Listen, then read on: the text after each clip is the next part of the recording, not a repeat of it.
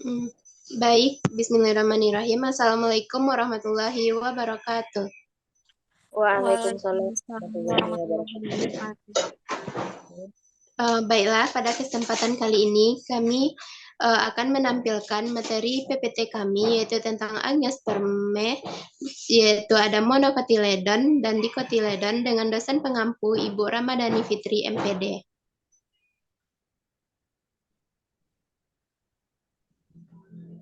Untuk materi pertama yaitu tentang subdivisio angiospermae, dan yang kedua yaitu angiospermae, dan yang ketiga yaitu ada monocotyledon. Untuk materi pertama akan disampaikan oleh Nadia. Kepada Nadia, waktu dan tempat kami persilakan.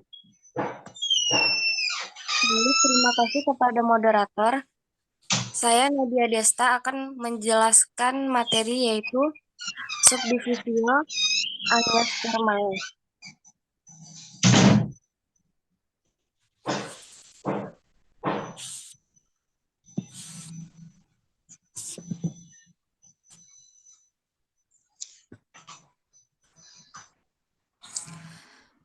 Subdivisio angiospermae. Angiospermae memiliki dua subdivisio yaitu dikotiledon dan monocotyledon. Mencakup sekitar 300 famili atau lebih dari 250.000 spesies.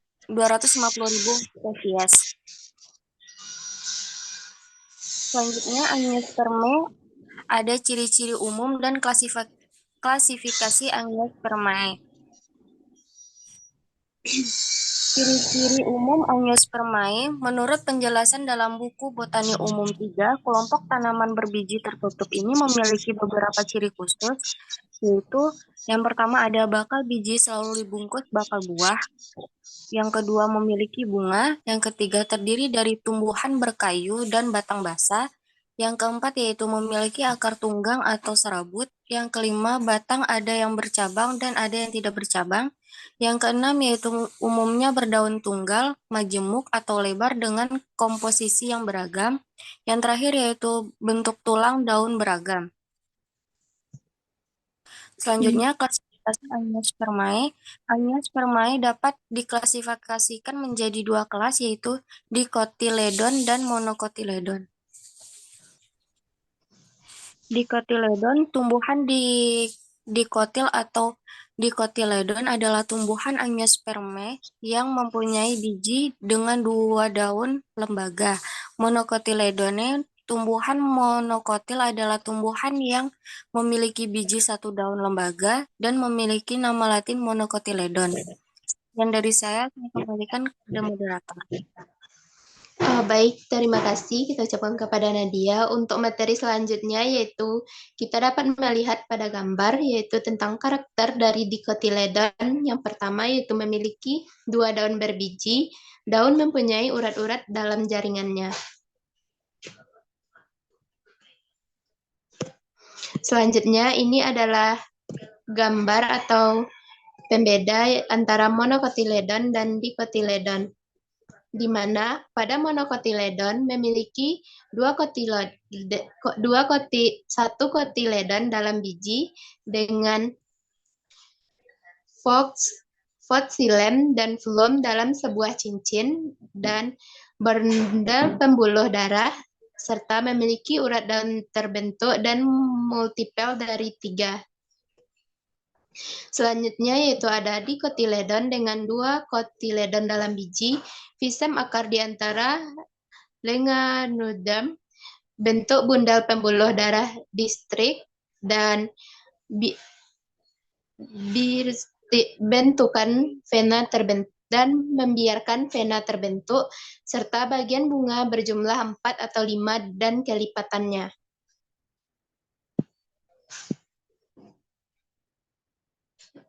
Nah, ini juga ada dua pembeda dari monocotyledon dan cotyledon, yaitu monocotyledon memiliki satu cotyledon.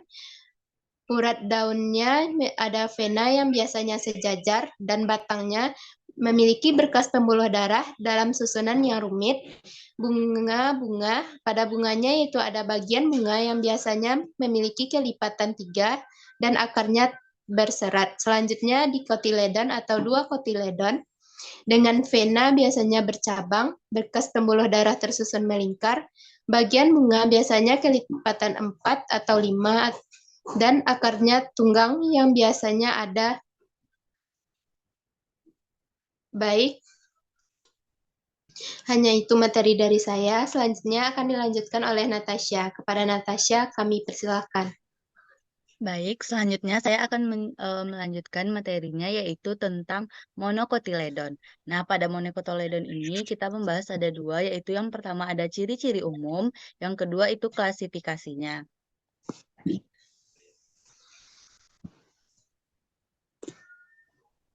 Nah, untuk ciri-ciri umum dari monokotiledon sendiri yaitu yang pertama, bijinya berkeping satu. Untuk pertulangan daun sejajar dan melengkung dengan vena atau urat daun sejajar. Kemudian, bunganya mempunyai bagian-bagian 3 atau kelipatan dari 3, trimer atau mereos.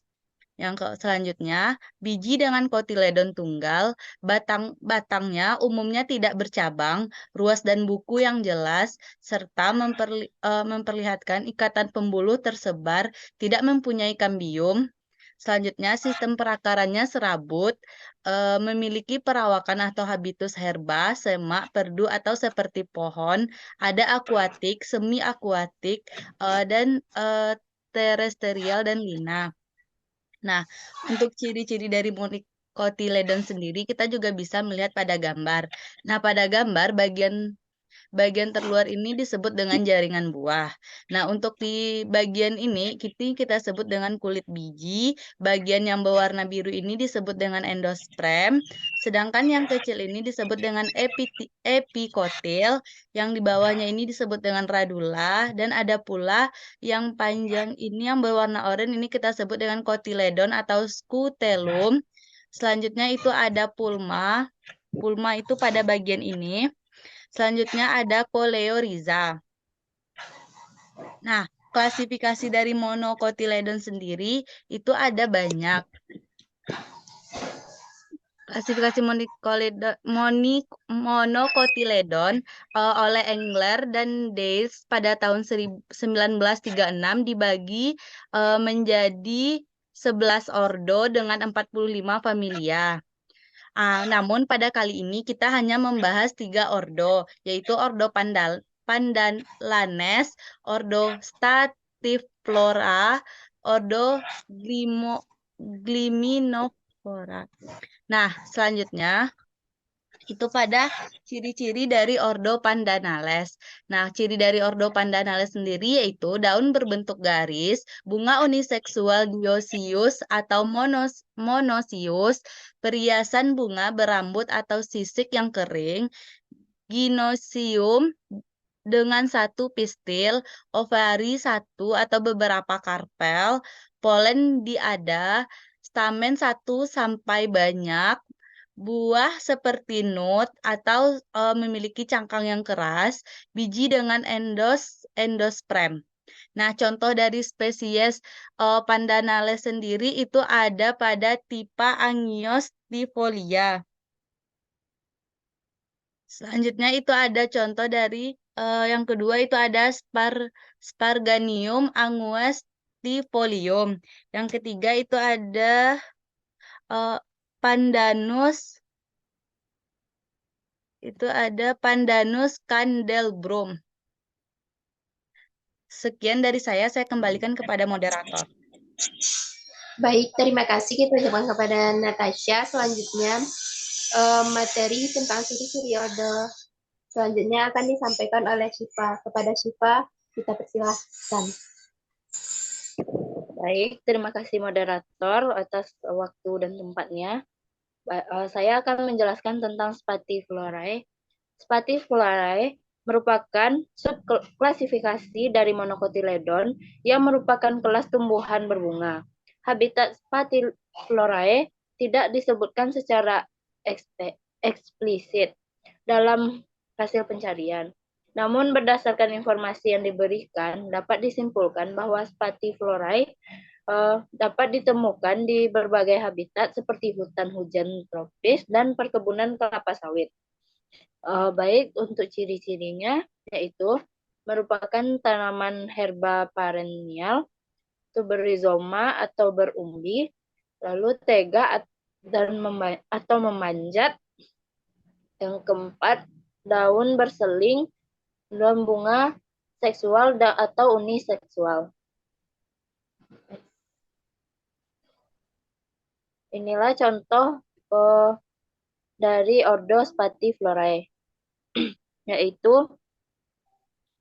Colocosia esculenta.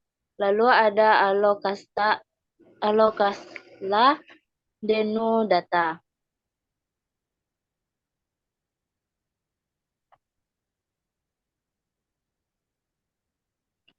Selanjutnya ada Glumiflorae. Adalah sekelompok tumbuhan monokotil yang meliputi rerumputan, alang-alang, semak, dan cetail. Lalu untuk ciri-cirinya merupakan herba annual dan atau perennial, batang padat berbentuk segitiga, daun berpelepah dan tidak berbelah. Lalu ada bunga uni untuk biseksual dalam spikelet, bergabung membentuk bunga majemuk yang besar. Tipe bunga didukung oleh gluma. Sebagian besar anggotanya merupakan auma dan banyak tumbuh di tempat-tempat buangan sampah. Baik, hanya itu yang contoh spesies ordo Glumiflorae, yaitu Cyperus Popirus, lalu ada Eliocoris dulcis. Baik, hanya itu yang dapat saya sampaikan. Saya kembalikan kepada moderator. Baik, terima kasih kita ucapkan kepada Syifa yang sudah menyampaikan materi kepada kita. Baiklah, hanya itu materi dari PPT kelompok kami. Jika ada kata-kata yang salah, kami mohon maaf. Kami sudahi dengan wabillahi taufiq wal hidayah. Wassalamualaikum warahmatullahi wabarakatuh. Waalaikumsalam.